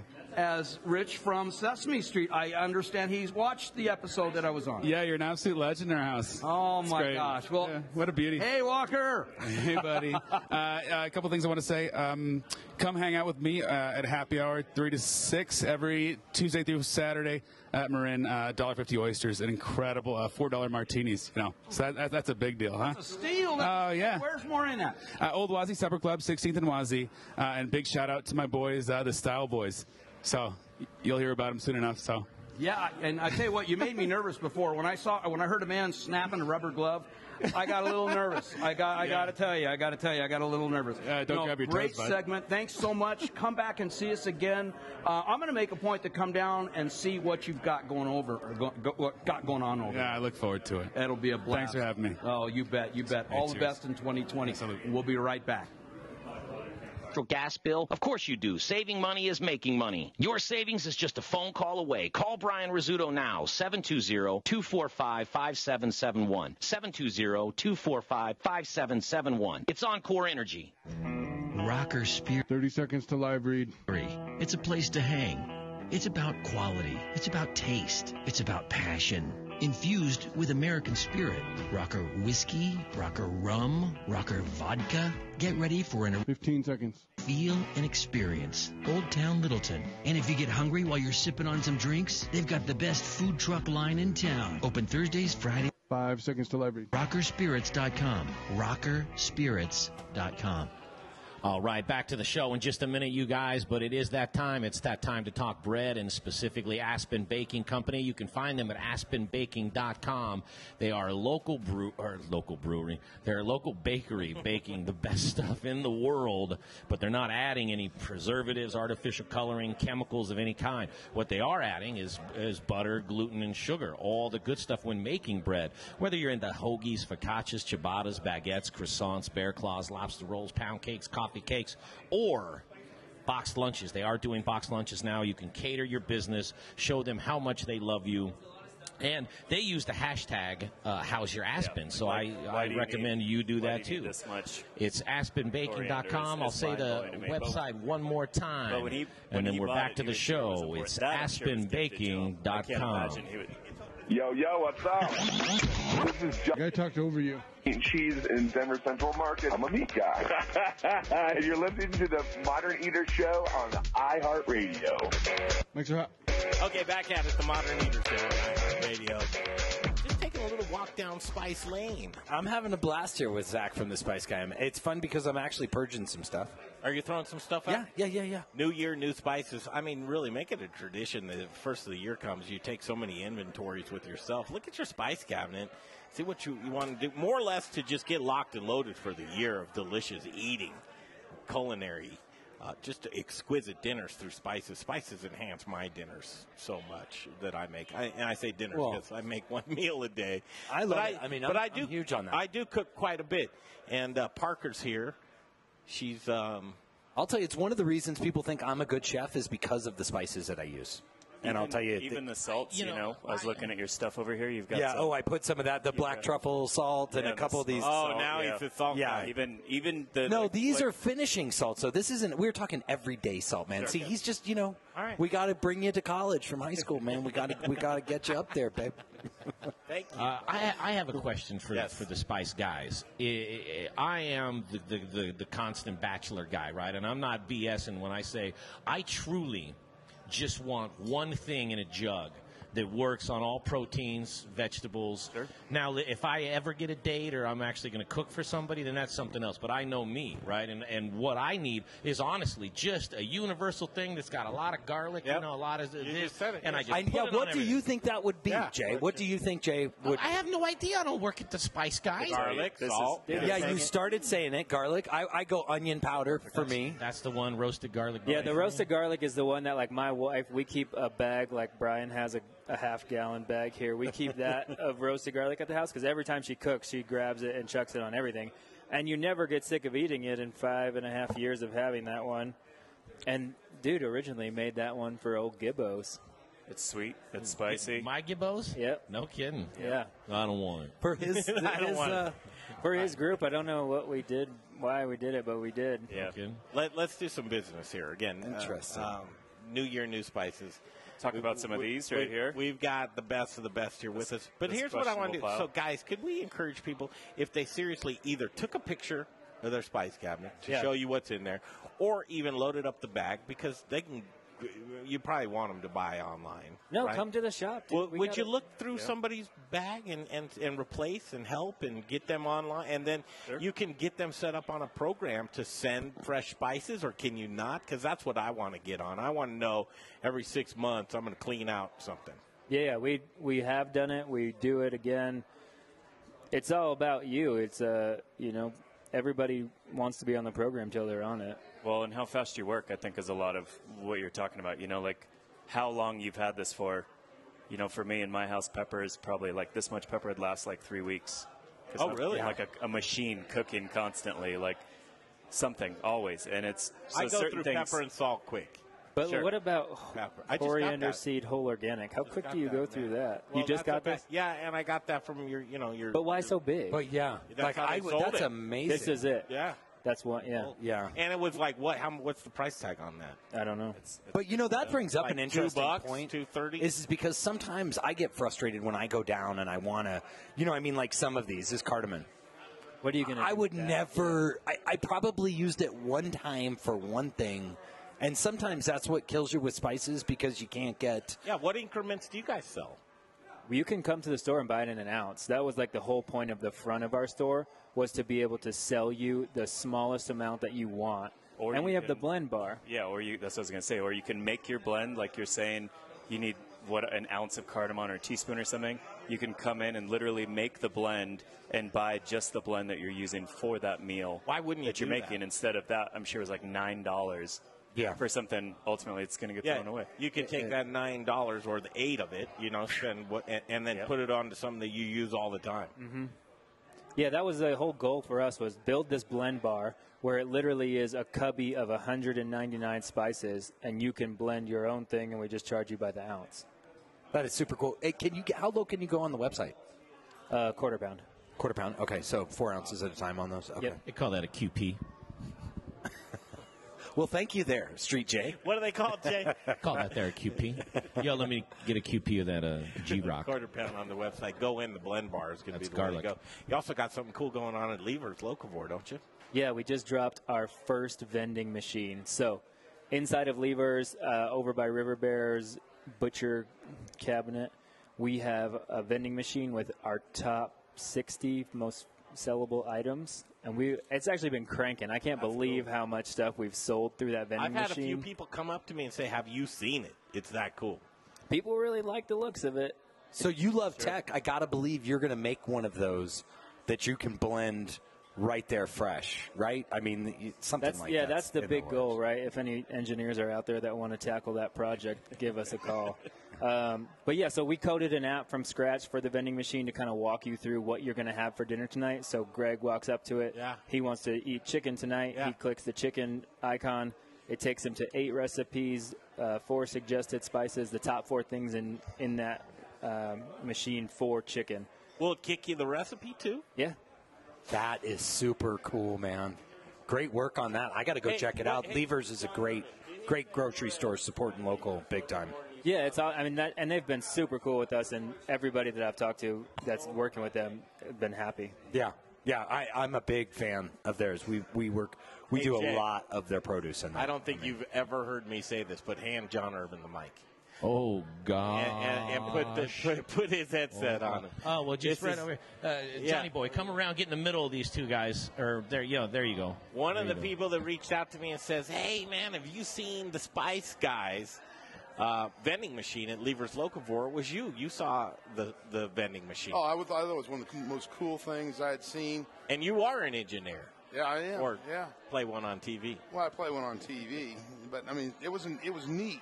Did you get some spices out of it, John? I want to hear that. No, I didn't. I did not Johnny. get any spices. I got plenty of spices. It was so cool. Will you go back and get some spices there, John? Yeah, sure. Yes. Okay, yeah. please. No, but I thought it was a great way to dispense the spices and stuff. Never seen, I thought it was very innovative. I like seeing innovative things and the way people utilize, existing technology. I mean, you can go get candy bars and all that kind of stuff, but I never thought about, doing spices. He takes it a step further. He's going to help you. You go, "Hey, John, you're going to eat pork chops tonight?" That's okay, what he cool. was telling. Yes, he was telling me that earlier. Yeah. Prints out what spices to use, and his spices are fantastic, man. Everything tonight was excellent. I wish you could make a system like that, proprietary. Yeah, well, I own the app. That's sort of proprietary there. It really is. I got to tell you, though, you're a little bit like Sting, man, in Dune. You're the guy. Yeah, he who controls the spice controls the universe. I love it. There's the voice, John Irvin, gluten-free things. You looking mighty dapper. Thank you. As always, John. That's because old Rich. That's the influence Rich has got on me, Hey, man, he'll make us all money. You hang out with Rich long enough, you'll turn into gold. That's how I hope. Midas. That's the touch. Spices, new year, new spices. I'm telling you, John, go clean out your spice cabinet. I'd be terrified to see what's in your spice cabinet. I got to believe John uses stuff pretty fast, though. The way I see him eat. I see witchcraft stuff and fingernails and kids and things like that. Chicken feet. Really I just wanted my laugh on the air. John, I know you're not chiming in on this one. That's not like you. I may even have some bomb-making spices in there. There we go. Wow. Yeah, there it is. Well, I'm half Syrian. Yeah, well, no, you're not. Goodbye, John. Get off the This guy pays money to be here. Thank you very much. Happy New Year, John. Always a joke in here. And he truly is. John Irvin. Syrian? Yeah. He's the one and only. I've got a lot of admiration for that guy just because he went from one career that he based his life on and then went into the bread making and said, you know what, I'm going to perfect gluten-free. And he's done a great job. God bless him. You're just like John Irvin in the fact that you Thank love you. spices. Thank you. I had to so throw much. that in there. Yeah. You took your path in life quick. What you actually did, Breckenridge, Colorado. Yep. We took it. I mean, I met Dan when I was like a year and a half into this, and I had never met him. I met his girlfriend and my, at the time, girlfriend, now wife, were friends. And I met him one night, and then I texted him the next day, and I was like, we should get a drink someday. And he was like, no. Hey, Dan. And I was like, I'll buy it for you. Just come and meet me. And we went to a really shady Tony P's next door hippie bar. Yeah. And I was like, you should sell spices. That would be sweet. And he was like, dude, I'm a bartender. Nope. Have you gotten any And nicknames? look where you are now. Yeah. Look where you are now. Yep. So as you told us that story, right, can have some history together, his girlfriend, your girlfriend, now wife. No one's listening. Are you mad at him? Like, why'd you get married? Like, now I have to. Or You're got to be. That's there. It has to be It was there. early on. It was early on. We didn't know each other when I got married. Yeah. Okay. I was not invited to the wedding. Yes, he was. We probably wouldn't be at this point if I went to the wedding. Guys, thank you both. I think we learned a lot. Yeah. Well, I learned that you guys are actually pretty all right. And it's because of you. True. You're pretty all right. It really is. And it'll get better. Did you see that old Spice Guy bottle that I have that has the cuss word on it? OG, yeah. Yeah, I don't know where. I think that I got that the first time I met you at the Colorado. What's that thing where you walk the big thing? Oh yeah. Some before, and that we had just started the show, and you didn't know me, I didn't know you, but I picked up that thing there. Well, we were looking an eBay item there. We were looking. Yeah, Jay yeah. Parker carries the most Spice Guy in his cabinet. Yeah, Jay is a buckler. Yeah, man, sticky fingers. You know what I'm saying? 7:30 on 6:30 K-House. Gentlemen, Happy New Year. Hey, thanks for having us. Happy guys. New Year. Appreciate Happy it. New Year, New Spices. We're going to do it, man. I'm New telling Year, you. New Spice. Let's do it. And we want us to show us your rack.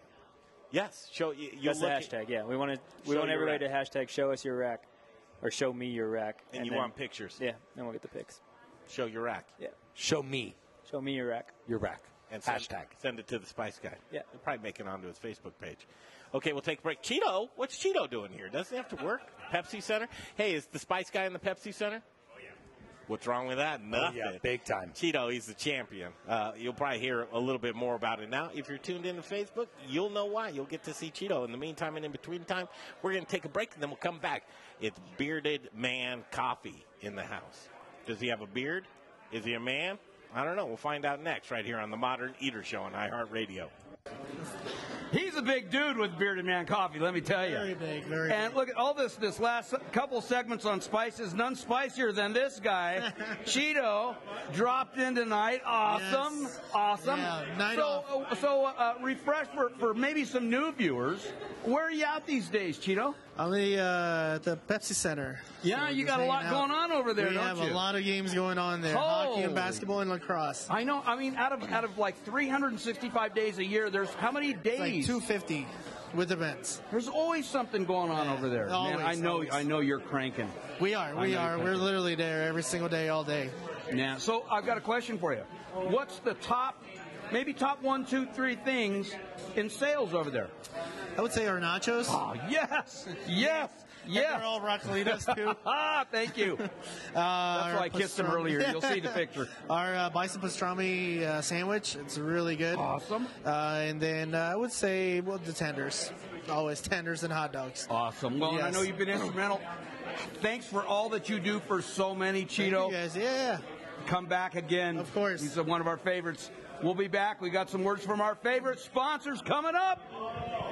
Sausage, your hyper-local source for all things sausage awesomeness. My family is proud to carry on the fine traditions of Rome's founder, Jerry Rome, by producing a variety of amazing sausage in small batches with an eye on quality, not quantity. Every batch is made here in the great state of Colorado by hand mixing spices, utilizing lean cuts of pork to make an outstanding product. Sourcing ingredients and materials locally, we are committed to supporting local vendors, chefs, restaurants, and the entire Colorado food scene. Getting hungry yet? Brats, Italian, breakfast, hot Polish, green chili, chicken apple, and the world's best chorizo. You can source all of our sausage through a variety of food service distributors. If your distributor doesn't carry it, call us. We'll come direct. You want a custom item? We'll do that too. Samples, and of course, sausage jokes, can be had by contacting me directly at chris@romesausage.com or by phone at 303-296-7663. The modern eater loves Rome sausage, and I know you will too. Wear black and eat spices. Hey, Modern Eater listeners, this is Zach from The Spice Guy, Colorado's favorite spice company. Spice is the variety of life. At The Spice Guy, we have a passion for sourcing the best ingredients from the best farmers all over the world. Choose from thousands of different GMO-free spices and ingredients, or let us create and blend custom flavor profiles for whatever style of food it is that you're working with. With over 1,000 restaurants, food brands, and chefs behind us, you can't go wrong when you choose The Spice Guy for all your spice needs. The Spice Guy. Spicy. Born in Breck, raised in Denver. TheSpiceGuyCo.com. Listen up, barbecue lovers. Greg Hollenbach here for Proud Souls Barbecue and Provisions. Proud Souls is Denver's authority of all things barbecue. Do you rule your neighborhood with the best backyard barbecue? From beginners to pit masters, Proud Souls has all the equipment you could possibly want. A variety of wood, pellet, and charcoal grills and smokers. Award-winning pit masters and owners of Proud Souls, Dan and Tony, have a passion for barbecue, and it shows. Located on 25th and Federal, Proud Souls retail store is bursting at the seams with your barbecuing essentials, the Spice Guy spices, and superior flavored fuels for your pit like hickory, mesquite, oak, pecan, cherry, apple, peach, maple, grape, and a variety of blends. Hit their website, ProudSoulsBBQ.com, for delicious hands-on barbecue classes and get information on current promotions and deals. For the best in barbecue, locally owned and operated on 25th and Federal, there are guys. Proud Souls Barbecue and Provisions. That's ProudSoulsBBQ.com. What do you get when you have two women who love to play with corn? A unique craft distillery, of course. Let me explain. Hi, my name is Alex Tudor. My mom and I own Meridian Spirits, located right here in Colorado. Chances are you've seen our award-winning Coupe Gin and Coupe Vodka on the shelves at many fine local retail locations.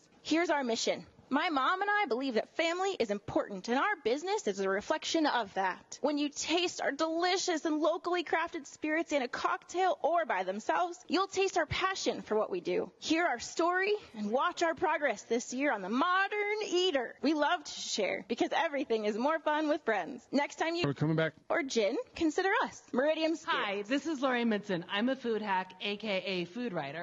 I was just told that I could put my line. And you're listening to The Modern Eater Show on iHeartRadio. Thanks, Rob. Well, hello. And welcome back to the Modern Eater Show. Greg Hollenbach. Are you taking it down before you go up this there? Is I like it. delicious. I like it. Let me not forget Jay Parker and Little Coffee Rich time. back there. No, I'll give Dave a plug. Sorry, I cut you off. Me and when I drink coffee, it's just me and my coffee. Just me and my coffee. That's a good feeling. It is a good feeling. It's not you and Juan Valdez. No, and so here's good news, bad news. Landon, here with us right now. Bearded Man Coffee. Yeah. Delicious coffee. I can tell you that. New Year, right? It's only a couple days, but quit smoking. You're doing the dried. Listen, no, I'm not doing dried jam. Just quit I am, smoking. actually. I'm doing that. He's doing. You just have a drink in his hand. I This did is not. true You stuff, saw me, man. At 30, I quit smoking, so I know what it takes. 30 to 42, quit smoking. That's it. Coming up now, so this past show, I said, hey, man, New Year's, that's it. I'm putting it down. But coffee and cigarettes were a big part of my morning. Big part of my morning, man. Still, I mean, there's no, but now, so I was doing cream. I wasn't drinking coffee for the right reasons. I wasn't drinking it for the right reasons. Just now, I got back to drinking coffee for the right reason. The taste, I can taste again a little bit. I'm on edge, man. I am totally on edge. No, man, I should be locked up right now. Right this minute, I should be locked up. We've been saying that for years. Why do you finally admit it now? It's good. It's like right now, I'm feeling good about this because the decision I made bringing coffee back to the deliciousness that it. But I need help with something. Okay. Prices in coffee. I'm searching for I just want the beans, and I want to grind them myself, and I want it around just the whole package, $10. Yeah. He goes there as we were talking about the $100 a pound stuff. Yeah. You don't need to qualify anything that you said from what because I'm No. But it's wine and coffee I have a hard time with. I will tell you, there's a lot that I've learned, especially about wine, in this whole process. But craft coffee, which is what we are, the way we roast it, small batch roasted. So it costs more because you're doing everything in smaller batches. So everything's handled differently. Everything is, we actually use spices, actual spices in our coffee. So everything is just done a little bit differently, so our costs are a little bit higher. We're not, $27 a pound. Which is fine. And I will even pay more just knowing I'm supporting you and your family and a small business. Yeah. I will absolutely do that. I will ensure that you get a quality cup of coffee every single time you drink. We cup our coffee regularly, so that means that we're tasting our coffee throughout the process all the time. You want to do that. I do. But I can guarantee you, every time you drink this particular coffee, which right now you're drinking our Moonshiner. So good. It's the bourbon infused. I can guarantee you it will taste the exact same today as it will tomorrow, as it will next week. How do you guarantee that? Because we cup it. We actually, everything Well, just because you cup it doesn't mean it doesn't go off. I mean, well, tell people what a cupping is. is. Terrible. Now I got to. So you put it in a cup and you taste it. Yeah. Well, but Come it's on, not man. just like that. What's a cupping, Brian? Yeah, but that's not just it. It's more than that because you're not just drinking coffee when you're cupping. tasting it, swishing it around, spitting it out. I'm not the coffee connoisseur that will go through this, all the palettes. I'm looking for one specific thing. Number one, the type of beans we use in our infusions, which is all of our coffee that is quote unquote flavored. We don't like to call it flavored because we infuse it with spices. Is that everything is done exactly to measurement with the exact same bean from the exact same process. Everything. It's like having a Big Mac at McDonald's. Right. You know what? It's never going to change. So sourcing of beans, and then I was reprimanded from two girls from another coffee company. Well, I don't know. I remember the name I just mentioned. And I was like, so is this fair trade? You guys are cheating on me. I mean, what? No. Listen, fair trade. Thank you. Yeah, I am. Exactly. I'm cheating on you. Is this fair trade? And apparently, I'm just thinking, well, there's good wages, and that somebody looks over, and now apparently there's a different term to use because that's gone too far. The wage factor. Yeah. Every single roaster that is out there. You got a whole corner over here under the speaker. They moved out of the camera. They were trying to get off the camera. No, they want to hear. They didn't know they were on there for the first half of the show. But my wife is here. Then we met everybody else in the parking lot. Met them all in the parking lot. Bring your wife up here. Throw a headset on her. I remember. I'm going to get beat for this later. You realize? Why? She seems good. Throw a headset on. Just join the conversation. Oh, jeez. We won't. Which Landon probably got the "don't put me on the headset" thing. And now I'm sleeping on the couch. But no, you're not. No. She is. She's saying he is. After this interview, you might get a treat. Oh. Yeah. More coffee, maybe? More coffee, or coffee in the morning. But so what country do you source from? We source from all over Central and South America mostly. We're actually getting ready to do some stuff with Hawaii with Kona coffee. But Costa Rican, Brazilian, Guatemalan, Papua New Guinea, Mexican, so Central and South America, mainly because it's easier to get those beans here. The coffee that we were just talking about, our Jamaican Blue Mountain, which is on sale right now on our website, is it's a Jamaican Blue Mountain, 100% Jamaican Blue Mountain from Flamstead One Estate. The reason that's important, so what they actually do is they literally go pull every bean that you are drinking has been hand-picked. Hand done. Wow. It's crazy. Well, but how are they doing it? I mean, when you're down in South America, do they have machinery yeah, absolutely. So you're getting plantations. These are actually in the hills. I mean, they're having to climb these mountains and cultivate this cherry off of a tree. Yeah, and speaking of that, when we go on road trip, we look at the cherry farming. They're doing it the exact same way. Cherry. Yeah, by hand. Cherry at a time. Cherry, just to keep. Well, but what's interesting though is if you look at the price is similar now. You're getting green beans, right? That's correct. Yep, green beans from whatever country we get them from, and they come to our roast facility. And I just see you guys out traveling on an expedition somewhere. Is this true? Is this just a fantasy in my own mind? No, it's a goal for sure. It is a goal, absolutely. Yeah. Is he romanticizing it though? Do you go out to your farms and actually get to see what they're doing? And so there are 5 of us owners. So there's 2 large owners, myself and Jay. Jay is actually getting ready to head to Belize on Monday. Okay. He's been down to Costa Rica and Central and South America. It's not my forte. I'm more of the guy that handles the sales and getting it to, the distribution. Then meeting with the farmer. Exactly. I love that. Well, you are the bearded man. I am the bearded man. I will. The company. That's my face on the entire. What's your name? I'm Laura. Hey, Laura. Good to see you. How many pounds a year are you cranking out? Sorry, hey, I'm more on on the technical. I know. Come on. Sorry. You hang on, Brian Freeman. I'm doing something. I've got so many questions. It's the coffee that's got them all hyped, right? I love it. I love it. What do you mean? And the no booth. You like coffee? I do, and I wasn't actually that much of a coffee drinker before this. I was wondering that. So you kind of by osmosis. Yeah. But good coffee, can you now distinguish good coffee? Yeah. A little practice, and I can really taste the difference. And you were drinking. You get a little snobby after a while. I can drink other coffee, but Were you a not Folgers enjoying it. Crystals girl? Not quite that far. It was whatever was in the office. Do you remember? Do people still do the Folgers? Oh, yeah. Apparently they do. There's a lot of. But Folgers is actually, and don't quote me on this specifically, but they're actually buying out smaller roasters that are doing more craft coffee. They do actually. It's kind of like the craft beer industry, I would imagine, right? exactly. They want Gotta to believe that. Brian, what was your pressing question that you just? Oh no, that just a poundage. I was just curious about the weights that he's doing it on an annual basis of roasting. Thousands of pounds. What's describe the facility to us? It's actually nothing to write home about. I mean, it's so we roast out an old farm out in Sedalia, a big barn that we've got FDA approved, and our roaster is in there. We have all of our machinery that does the grinding. If you want ground coffee, whole bean, all of our mixers that mix the beans with our spices. And you office from there too? No. Okay. So we actually office out of Highlands Ranch, and the reason for that is because truly it's just shipping.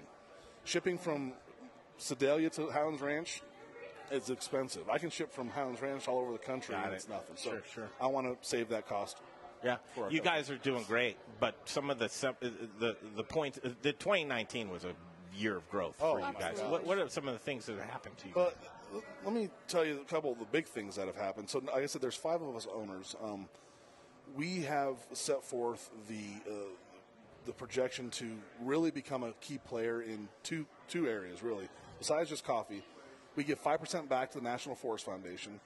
We're part of their tree planting initiative, which is basically 50 million trees by 2023. So for every dollar that is spent on Bearded Man coffee, for basically every bag that's purchased, we send that 5% to Arbor? Gosh. Yeah, it goes up to the National Forest How Foundation. do you do that as a small business? Margins are so small. I mean, you're probably trying to get a dollar in your own pocket, right? It's just important to get started.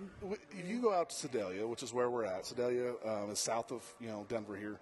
We live up in Pine National Forest area, the Black Forest.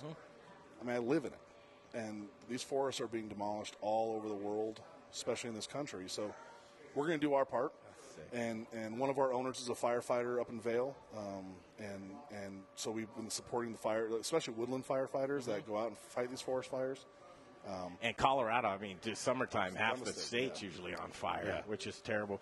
We love you guys. We want you to participate more. I might even hit you. I think you'd be a good sponsor, and it's not much. Oh yeah, that 5%. I mean, I don't. Real quick though, Greg, where can you get it? Well, where can you get it? I probably would have gotten there. There's a lot of caffeine going on. There is, and I love it, man. It's good stuff. Jake, put the caffeine down for a minute. So we're mostly online. We're an e-commerce business. We're a coffee roaster. We're not a coffee shop. However, we do have several restaurants that buy our coffee. Nono's Cafe down in Littleton. Pegasus down in Castle Rock. Mountain Man Nut and Fruit buys our coffee. There's a Farm Girl Foods down in Castle Rock. Maker's Market over at Southwest Plaza. They have our coffee, but we're growing and growing. We're hoping to see ourselves, at the Whole Food type level here in the next year or two. We have some really big, cool stuff coming out in 2020. So, give us a peek. Anything? Huh?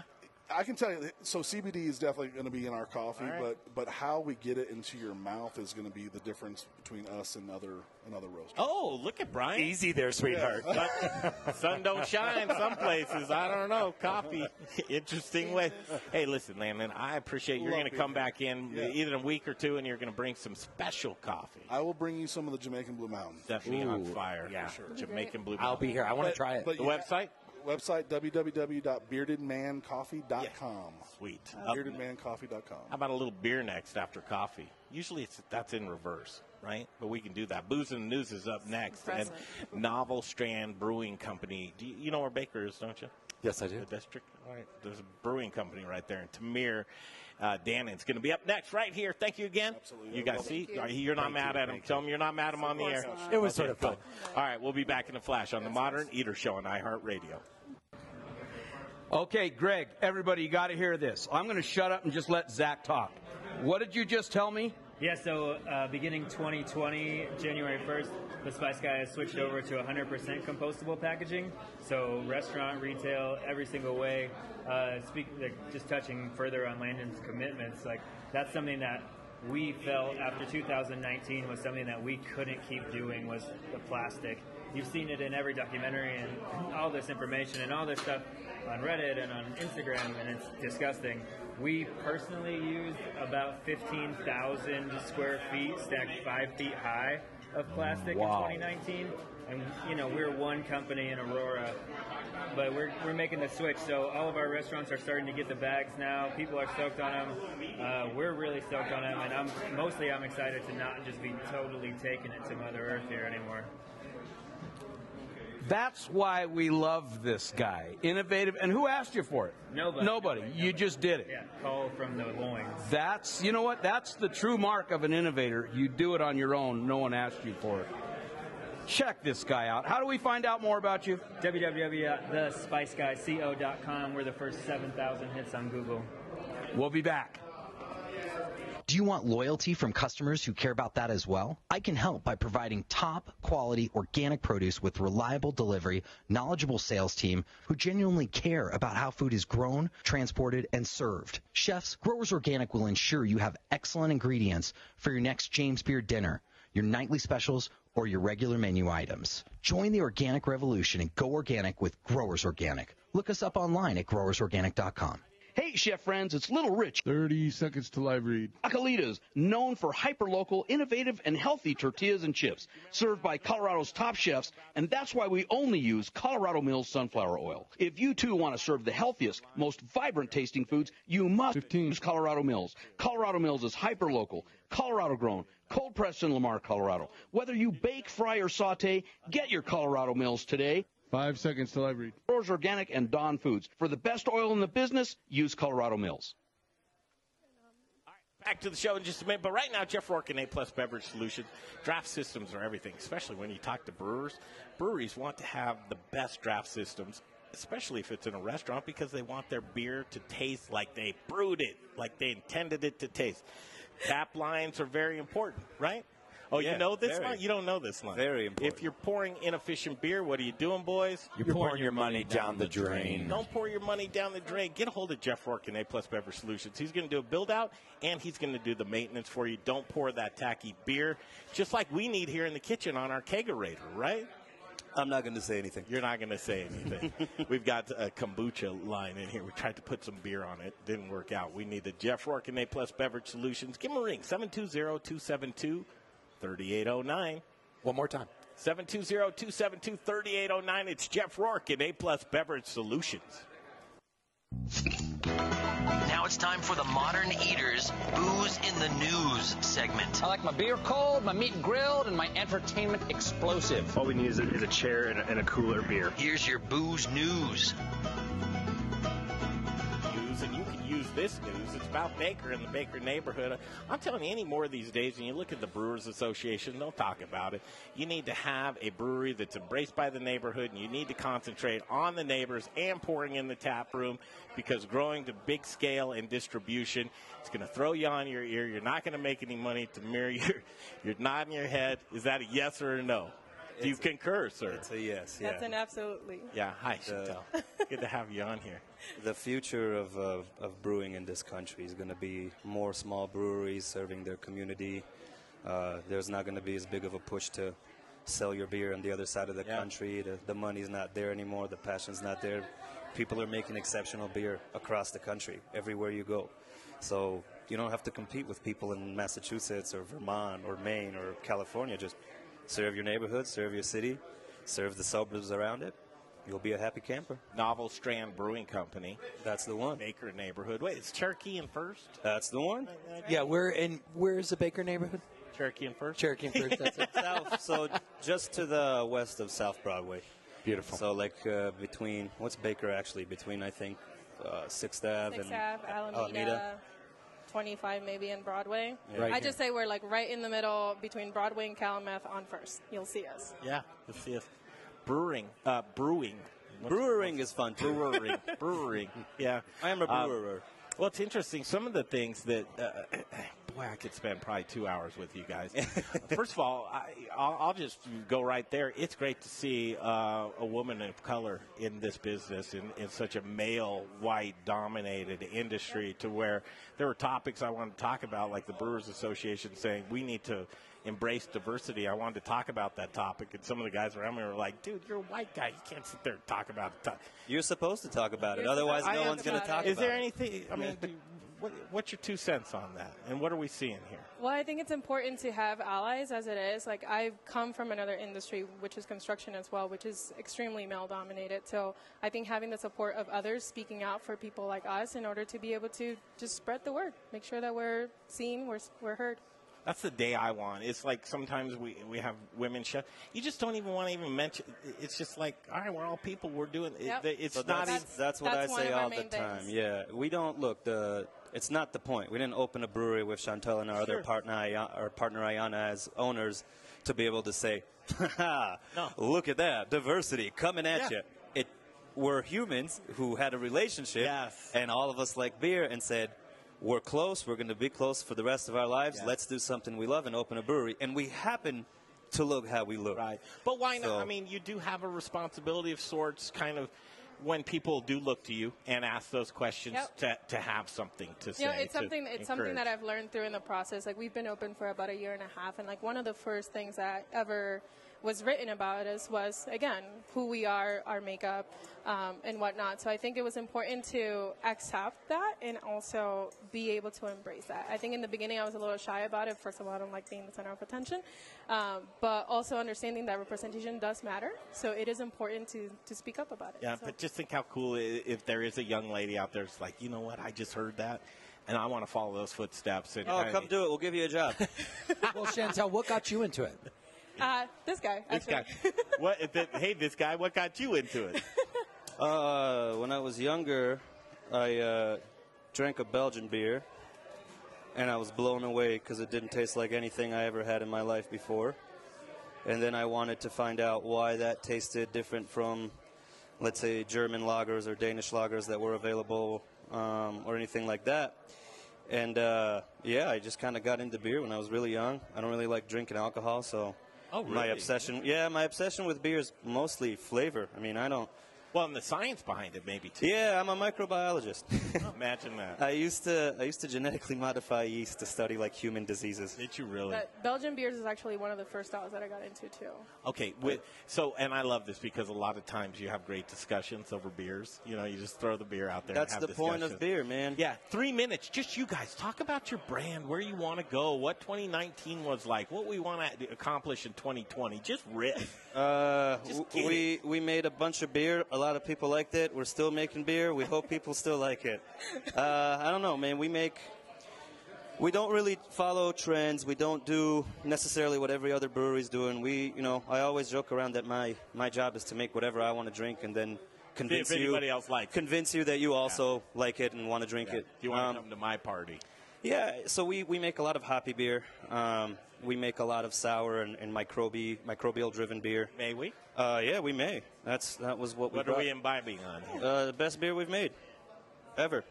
So you say, And what or is it? so Yes. who says? It just got voted for one of the best beers in Colorado for 2019 by like Porch Drinking Magazine.